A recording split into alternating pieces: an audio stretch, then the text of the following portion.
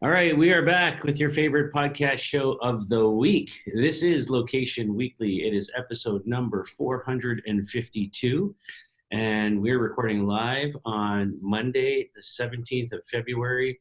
For you Americans out there, happy President's Day. For us Canadians here in Ontario, we're off as well. It's Family Day here.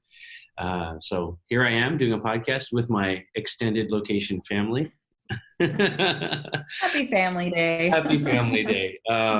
Yeah, you know what? And just before we jump in, a shout out to a longtime partner friend here on this. I had a conversation with the mysterious Rob Woodbridge last week. Hi to Rob. I'm sure he's saying hi to everybody here as well. One of the originators of this show back in the day. So. Yeah. Anyhow, yeah, all is well. How are you? How was your weekend? I'm pretty good. My weekend was all right. It was just, my kids had off Friday and they have off today. So we got to spend a little extra time together, which was nice. But my youngest and myself, we were a little under the weather. So we kind of just, took it easy, stayed at the house, lounged in our pajamas all day yesterday. But sometimes you need those weekends, Yeah, absolutely. So how about you? How was your weekend? Good. We had, it was my mother-in-law's birthday, so we had a bit of a party yesterday at the house, and all the usual cake and food and everything. So that was good, and yeah, I'm just trying to get ready off to Puerto Rico tomorrow for the launch of our new chapter there on Wednesday. So yeah, so that should be interesting. Yeah, you're heading out, and I'll head to Toronto. I know, I'm going to miss you. It's weird. I know, passing each other. Crazy. Yeah, we have a big agency event there on Wednesday, so looking forward to it. How cold is it there? It's not too bad. It's like, I always try to translate this into Fahrenheit. So it's probably... I appreciate that. around 40. Okay. Not crazy. Yeah, it's cool. All right. 40 to 45 in that range. Yeah. Okay, it's bearable.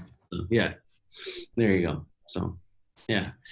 All right. Well, we got a good show for you. 3 industry news stories, 3 member news stories. Quite a mixture of stuff today. Quite different than actually last week's show. So I'll let you kick it off as normal. So there you go. All right. Well, this is more of a partnership announcement, and most of you probably know of Vistar Media. So they are obviously a digital out-of-home programmatic leader, and they are now partnering with Foursquare to measure footfall attribution. So, Foursquare had acquired Placed from Snapchat not too long ago, and, Snap had only acquired them for a second. But now, Vistar has a direct integration with about 70 plus different media owner networks. And so they have a lot of insight into the digital out-of-home media serving and exposure to various campaigns. And then Foursquare with Placed is obviously helping them measure that footfall attribution and provide those analytics. So nothing groundbreaking. Both companies are continuing to do what they're supposed to do. And, there's hoping this partnership probably gives them the insight into both of the maybe missing pieces that help them better measure and understand how that's working, whether it's media exposure or attribution. So yeah, there you go. There you go. Yeah, I think it's an interesting one for me. Vistar, we've covered these guys a lot. They've been signing all sorts of media partnerships. They're very well integrated across the ecosystem as far as data, from a partnership perspective. But, anytime I see Foursquare kind of get involved with anybody, my sort of radar goes up because, these guys for forever, we're kind of, known as that consumer-facing platform. We're very much trying to find their way in terms of an actual revenue stream. They seem to have hit that in the last couple of years, through data licensing and type of partnerships that, they sit behind platforms like Twitter and so on, powering their location piece from a, when you post something and try to share location with that. So, I think it's interesting when you see this applied to out of home. We have another out of home story in a second here as well. But, I think even the other week when we were talking about Singapore, I think there's a challenge right now in the industry where out of home's growing really fast. And just like in mobile, where attribution has been so important, I think as this industry grows, as the out-of-home industry grows, and more brands sort of embrace it, they're looking for that same sort of quality of measurement and attribution. And I think it's not been there. And I think so, having platforms like Foursquare, in this case, the placed part of Foursquare, make a lot of sense, right? And just in terms of just understanding where to place ads, and more importantly, how to measure the effectiveness of that. So I don't have a lot more to say about it, but I think it's interesting to see that, Foursquare is finding opportunities, sort of across the entire realm of marketing attribution. So there you go. All right. So sticking with out of home, we'll move from the North American world over here, all the way over to the Kingdom of Saudi Arabia. And in the out-of-home world there's a company called Al Arabia Outdoor, and they've partnered with a company called Seventh Decimal. No, not Ninth Decimal, Seventh Decimal. And they have a product called Streach. It's spelled Streach. And this is also a out-of-home measurement technology. So it's a patented product that they have here. It's built on an SDK platform gathering GPS signal data from mobile location opportunities. And basically they've kind of figured out a way to kind of use this data to measure audiences and matching that against demographic and economic data around different districts and so on. So they're blending the mobile data with other sort of neighborhood data and census data and that type of thing.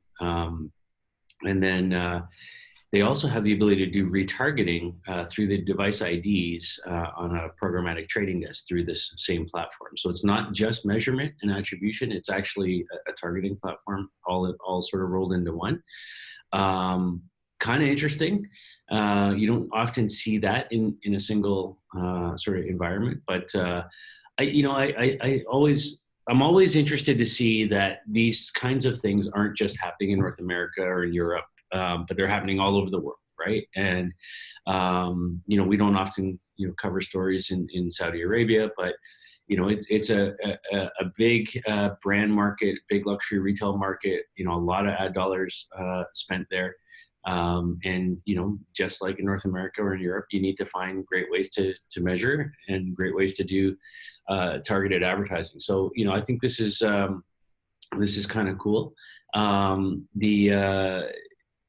The transparency around this data too is as you and I have talked about with your solutions and other solutions in the industry. When we look at location data overall, there has been a lot of lack of transparency, a lot of bad fake data, whatever you want to call it.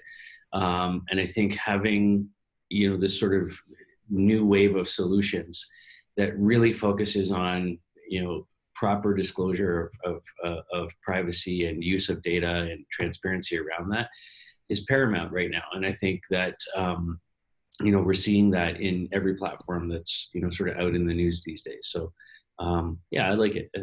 It's cool. What do you think? I have a response for you, but hang on, I'll make myself look a lot better. I just realized I didn't turn on my light. Oh, there you go. Yeah. I'm like sitting here like, oh my gosh, I look like really, I can't see. And then I'm like, I didn't turn my light on. I need my coffee to kick in this morning. All right. So now that you can see my eyes. Yeah, so I like the name Streach. Kind of reminds me of Saved by the Bell Screech, but back in the day. But like reaching the streets, I guess, is sort of their idea or thought process there. And I like how they're integrating everything into one. Obviously, I'm curious to know if they're like incorporating other SDK data besides their own into it. Otherwise, it seems like it would be a pretty shallow pool to kind of pull from. But I think that it's interesting. I like the idea of offerings that do multiple things if you can do multiple things well. Otherwise, I like the idea of partnering with other companies who do what they do very well. So I think that obviously measurement is something that's super important, whether it's to the advertiser themselves or to the data provider, being able to sort of provide that intelligence around what is actually happening and what is working and not working.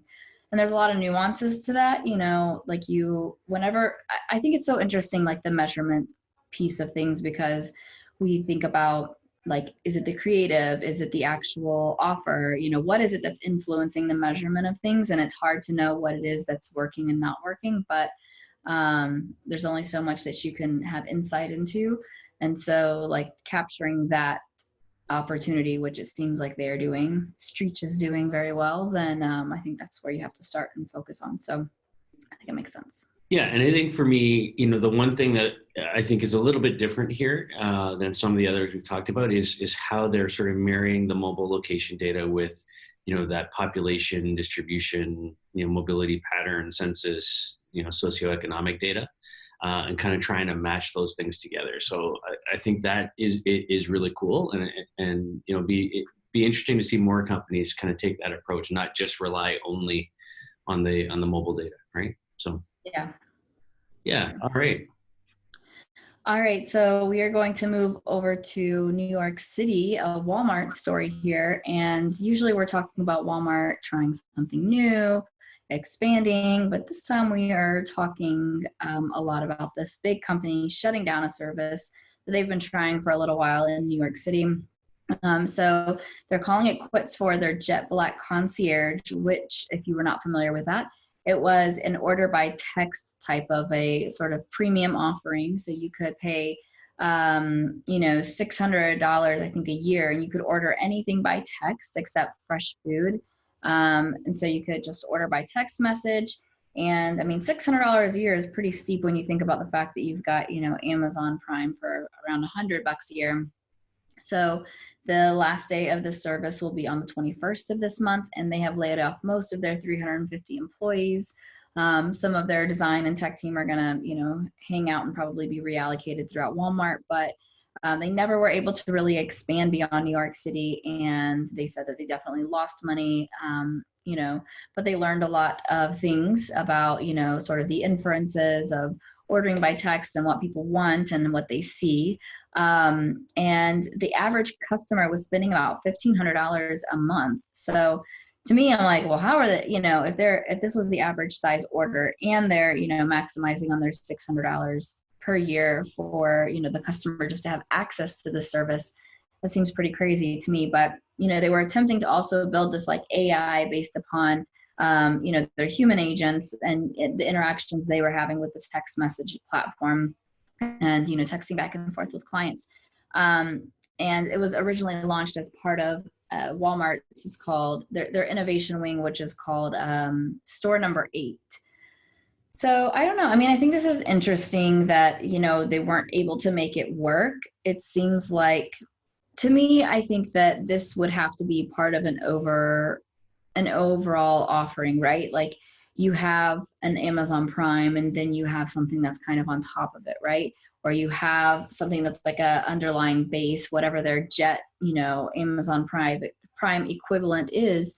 Can they, the jet.com, can they sort of change that, update that to where there is something with texting that's available for people for an added cost? But it's also, I get that it's hard to scale because you have to have human interaction on every single order at this point, where they didn't have the AI, they didn't have, the automated processes that ordering online with, or through an app does have currently. So for ordering and fulfillment and all of those things, you have to have that human touch point, which is very expensive. And also is not something that's, immediate. So I understand that. But it seems like there's a lot to be learned here from this trial, and I'm sure that there's so much more that they know that they're not sharing about what they have learned. And knowing Walmart, they will apply it somewhere else within some new service that they're going to offer. So we'll just have to kind of stay tuned and see what's coming next in terms of new customer iterations, because they're doing something, it seems like every other week, whether it's like order online, pick up outside, order online, deliver, all the different things that they're doing. They're constantly innovating. So we'll see what these learnings add to what's next. Yeah, I mean, it's the whole store number 8 thing, I think, is a great initiative from the company in terms of constantly testing and trying, new platforms. Whether that be direct customer outreach, through things like chat like this, or in-store innovations, leveraging, sensors or seamless checkouts or whatever the case might be. So these guys are always kind of, sort of pushing the the boundaries a little bit. You might remember at our, not this past retail loco, but 2 retail logos ago in Atlanta, we had Jessa Parrott, come and talk about how Walmart was using chatbots. And that was super interesting, I think, too, in terms of just, I love that they're just constantly trying different things. And that's what all big companies should do. Kroger's really good at that as well. And we've seen that over and over again. But I think, at the end of the day, $1,500 a month, that's the thing that sticks out with me in this story, is like, who are these customers that are spending $1,500 a month at Walmart? And not even on food, like not even food. If you were saying food too, you're like, okay, that makes sense. Right, exactly. If you're including all your groceries in there, that makes sense. But it's like not a flat screen every month. I mean, what are you buying? Yeah. So unless you're like, you got 8 kids and you're clothing them and diapers and I don't know, like maybe, but yeah. But other than that, it's I think it was a noble attempt. And I think that this whole idea of things like subscription services and, all these curated boxes and all of that we've seen, I think it is slowing down a little bit. That sort of notion of, here's everything put together for you and, you just pay your monthly fee. I think that there seems to be a shift back to, I want to go see it, pick it, touch it a little bit now, right?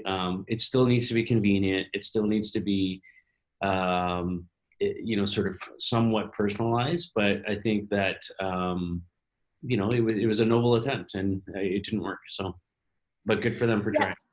I want to hear more from Jessa. Honestly, Jessa, where have you been? Like, you need to come back. You need to come back and talk again. You are super smart, and I loved hearing her speak. So her focus obviously is like the customer experience and how does she make that better. So I want her to come and talk about what did they learn and how are they applying that. So I'm going to reach out to you. Yeah, well, she can come speak anytime she wants at her next retail. I know, she's so great. So come back this year, Jessa, if you're listening. Come on out. All right, so that's our 3 industry news stories for this week. Now we'll shift over and talk a little bit about what our members have been up to. And so here's a brand we don't talk about too often, and that is Panera Bread. Are you a Panera fan, Brianna? I like Panera a lot, and we have one really close to our office. So occasionally we'll do breakfasts from there. I am a fan. I mean, I just try to avoid it because every time you walk in and all those baked goods are right there calling your name, it's like chocolate croissant. But yeah, Panera's awesome. Yeah. So we've got we didn't have Panera for the longest time up here in Canada, and then all of a sudden they're popping up all over the place now. And there's one not too far from my house here too. So it's got a nice vibe to it. It's got a nice, you see people kind of going in there, kind of working, hanging out, kind of like a Starbucks but with better food. That's kind of how I think about it. But anyways, so they've been busy at work, and especially in embracing augmented reality technology. And so last year they launched a campaign called UMix2 at South by Southwest, and they're kind of following up on that with another technology. So they're working in partnership with a company called M7 Innovations.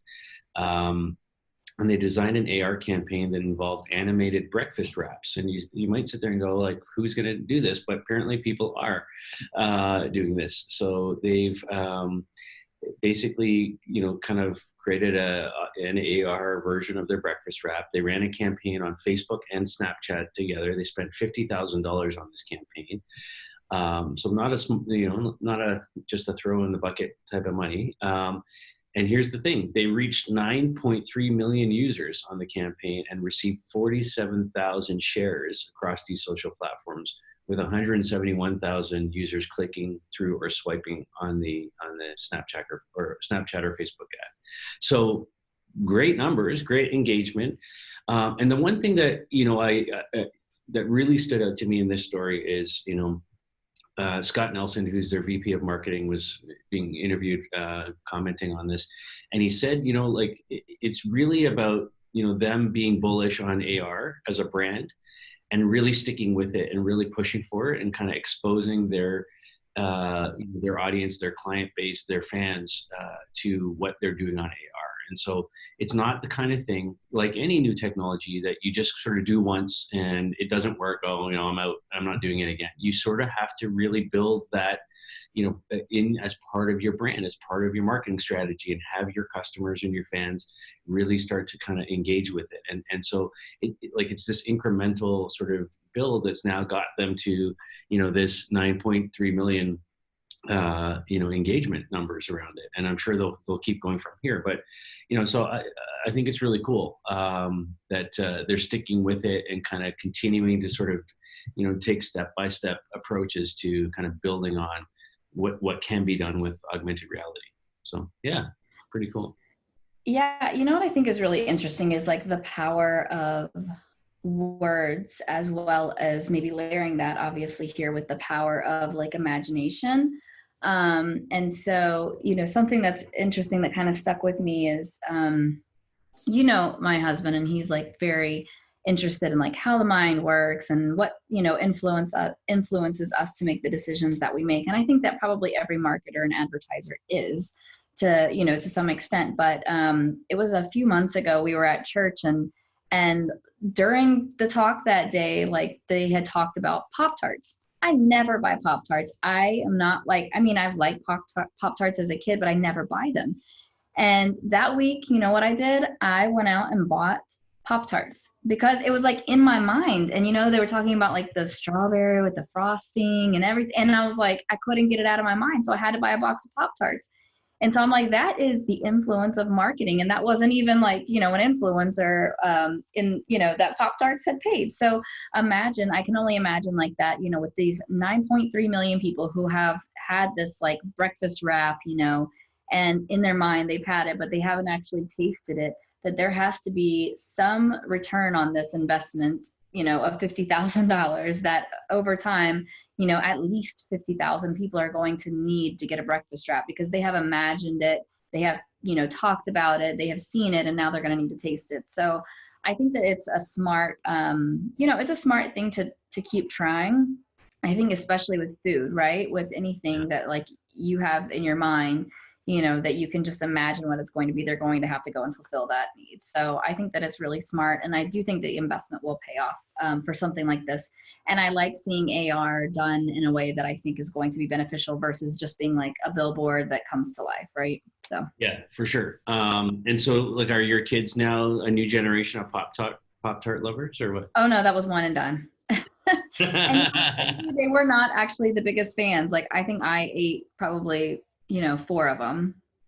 Wow. See, I was never into Pop-Tarts. It was, for me, it was like wagon wheels. If you remember, I don't know if you guys had. What is it? They were called wagon wheels up here. So they were these like chocolate covered, like a wheel. And then inside was like marshmallow and like some kind of cookie biscuity kind of thing. Yeah. Yeah. Never got into those. I did do the oatmeal cream pies though, like all of that Yeah, stuff my mom used to put in my lunch, you know, there you go. play for the tie, throw in an apple. All right. Yeah, I Well, mean, good I job. try to like Yeah. be healthy with my kids' choices, but you know, every once in a while you gotta splurge. Yeah. Well, great job by Um, Panera, on using AR. So congrats on that, guys. And yeah, for sure. Really cool. All yeah, right, so staying on the food topic though, now we're moving from, you know, Panera and breakfast wraps and Pop Tarts to ice cream. And Unilever is testing out ice cream delivery with drones. So this is pretty interesting. I mean, maybe they want to wait till it's just a little warmer, but maybe actually now is a better time to test it out so they know how long they have before the ice cream melts because it's just going to get shorter. So they're partnering with Terra Drone Europe, and so they're exploring this drone delivery of ice cream. So this is in partnership with Ben and Jerry's ice cream in particular. And so the service or the campaign is called Ice Cream Now. So it comes like in this box, it's delivered and it says open me, and it has 3 different mini cups that are inside of it. You know, I'm not sure if this is going to grow into a trend, but I think there's like a lot of bigger problems in general that drones are solving in terms of delivery. However, if you think about it, you know, delivering little, you know, insignificant things like ice cream or whatever it may be, you know, makeup, cosmetics, anything like that. If you think about the big impact that something like this could have, could be maybe a decrease on things like carbon dioxide emissions. You think of like traffic patterns, you know, all of those things. So if drones are delivering those and people don't have to leave their house and take their car out, then maybe there is longer term impact here than just, you know, fulfilling a craving. But yeah, I mean, there's not a lot of details on like when this is going to run or where, but I know they were testing it in New York. I don't think New York City, but New York State. So we'll see what happens. I don't know. We'll have to like stay tuned and hear how this is going, but lots of drone testing going on, huh? yeah. You know where I think this kind of thing makes a lot of sense. And so, you know, first of all, again, like, you know, great that they're testing these kinds of things. I think, you know, there could be a market for this in the future. I love the environmental aspects that you touched on here. So good for Unilever, you know, for kind of, you know, taking that step forward with Ben and Jerry's here. But for me, as I'm listening to you talk and I'm thinking about this story, for me, one of the applications that's coming into my mind is think about like big theme parks like, you know, Disney and places like that.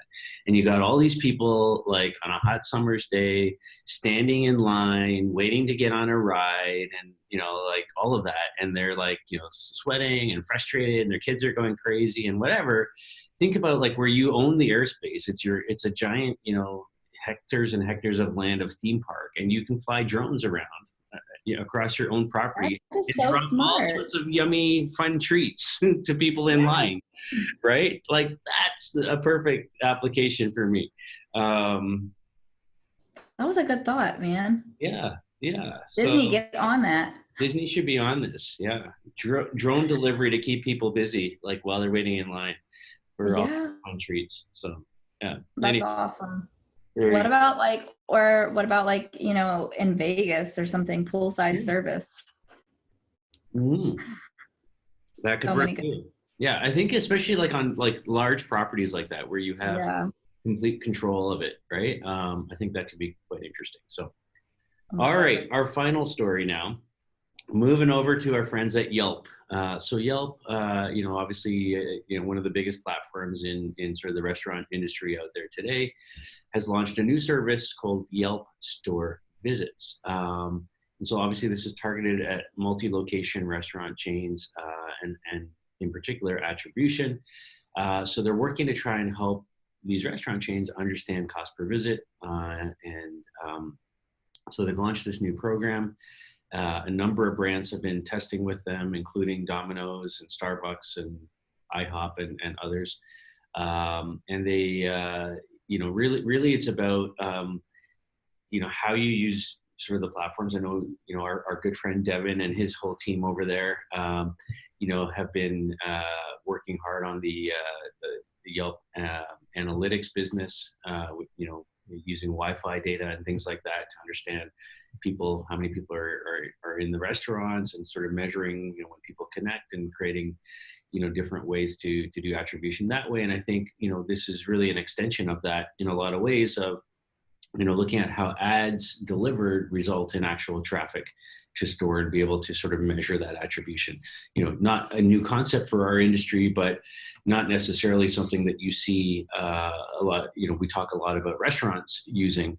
We talk about it more in the context of sort of big box retail and things like that. But obviously, when you're Yelp and you're probably the biggest player in the restaurant industry today, you're in a unique position to be able to help understand and help these guys measure store visits. So for one particular company that was in the pilot, they said that they achieved a cost per visit of $1.17 per Yelp ad. So that's not bad. And so the same company said that 91% of those visits happened within 24 hours of engaging on the Yelp ad. So pretty good numbers, pretty good, sort of response to that. I think we're going to see a lot more of these types of platforms, whether it's Yelp or TripAdvisor or, companies like that, start to get into, what was the company we talked about the other week had a new metric for measuring attribution as well. But like there's a movement right now, I think, to, just increase the availability of tools at the discretion of ad buyers and advertisers overall, in terms of just having better ways to measure. Oh, was it Moving Walls? It might have been. Yeah. That's right. Yeah, the Singapore out of home. Yeah. So when I was hearing you talk, I just was remembering the first time that I hung out with Devin when we were at a retail loco, and I remember telling him, does anybody ever say you look like, who you look like or remind them of? And he's like, please don't say Jesus. I was like, no, dude, Bryce Harper is where I was going. It cracks me up. But I think like Yelp is perfectly positioned to, offer a store visits product. It's, a lot, especially around restaurant, like that makes the most sense.